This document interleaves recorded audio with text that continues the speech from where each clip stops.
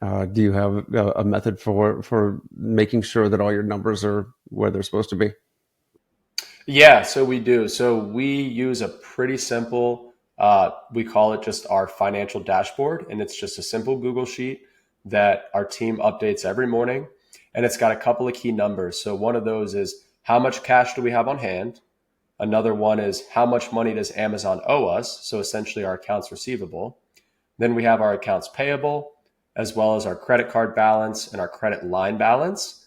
And so we obviously add up the assets there, cash on hand plus what Amazon owes us, minus accounts payable, minus credit card bill, minus credit line balance to give us what we call our spending power, right? So we know that if, let's just say our spending power is, X, well, we can't spend more than X on inventory or we're going to be on paper underwater, right? So that's kind of what keeps us between the boundaries of making sure we're continuing to reinvest and redeploying that cash flow into more profitable inventory while also not overextending ourselves and not doing anything that's going to cause me to lose sleep at night because we don't want to wake up one day and not have cash to pay the bills. Hmm. Going back to uh, logistics and purchasing the product from the brand. Uh, what was your first wholesale, and how much did you have to purchase? How what I'm getting is, where'd you get started on the wholesaling, and what's it going to cost somebody to get their foot in the door?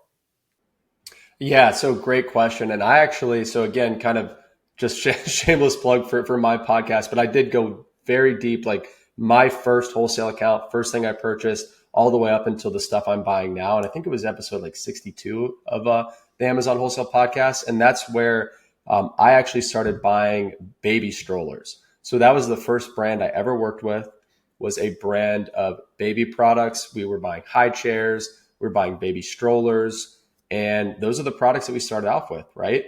And it all started as a result of a cold call. Like we were talking about earlier, all I did is I picked up the phone, I cold called the brand, I got to talking to a sales rep, we hit it off, and we became an authorized retailer of that brand.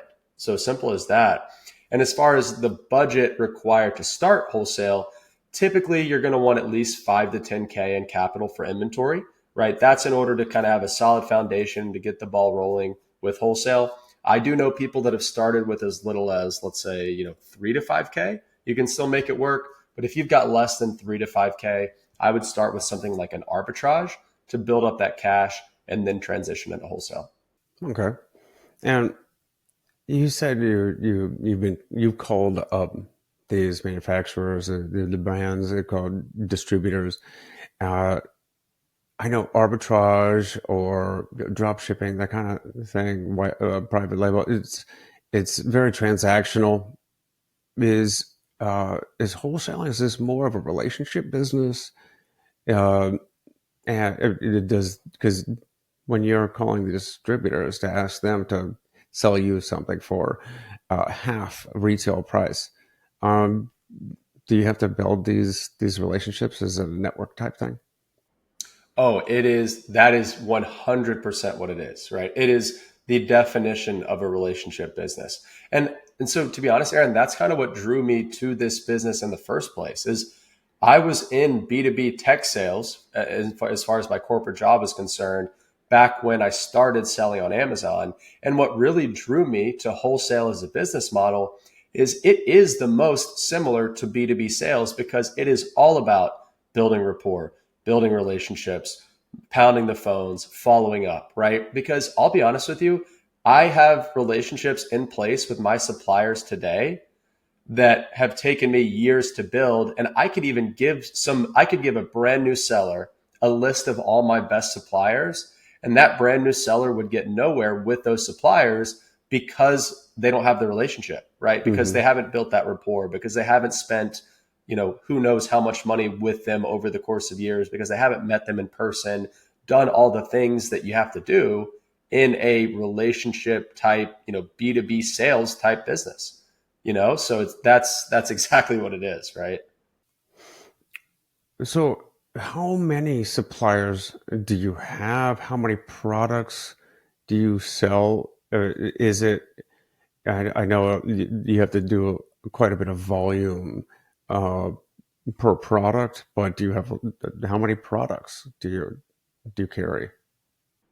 Yeah. So in terms of how many, so I'll kind of give you like the breakdown of almost what the funnel looks like. So inside my CRM, I checked it earlier this week. We have, I think it's about 4,300 total suppliers inside that CRM. Some of those are brands, right, or the manufacturers. Some of those are distributors. But over the course of, since I guess 2019 is when I pivoted to wholesale, I've called a couple thousand suppliers. But of those few thousand that I've called, we're only actively working with 3 to 6, right? Because it really only takes a small handful of really solid suppliers to build a 7 or even 8 figure wholesale business on Amazon. And then from those 3 to 6 suppliers, we're carrying at any given time anywhere from 20 to maybe up to 60 to an upwards of 80 given SKUs at any time, right? So this kind of shatters the limiting belief that I think a lot of especially newer sellers have of, oh, I need to be working with 100 different suppliers, or I've got to carry 3,000 different products to make any good money in this business, when that's just not true. It only takes really 1 to 3 really good suppliers and 10 to 20 really good products to build a killer business. Obviously, the more you have, the better, but it doesn't take much, man. It really doesn't.